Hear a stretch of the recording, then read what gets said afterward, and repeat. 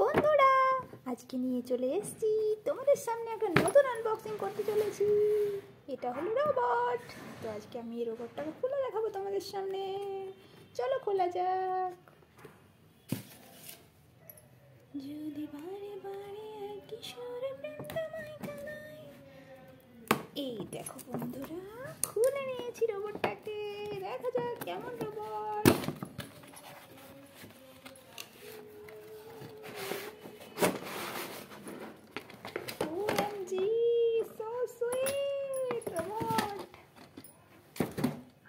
Cute. Hello दोस्तों, कैसे हो तुम लोग? मैं हूँ रोबोट। ओह नो, वो इसका कितने सुंदर हाथ। ये देखो और एक हाथ। ये देखो माथे पे क्या है।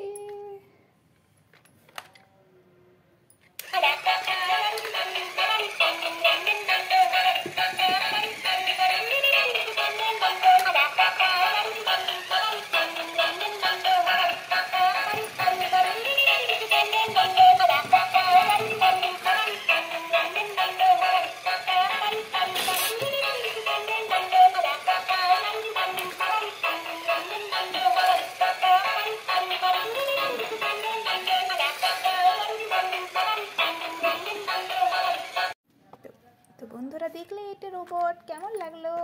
এটা তোমরা ফ্লিপকার্টেও পেয়ে যাবে। আমি কিন্তু এটা দোকানে কিনেছি। সো বন্ধুরা, বাই বাই। ভালো লাগলে অবশ্যই লাইক শেয়ার এবং সাবস্ক্রাইব করো।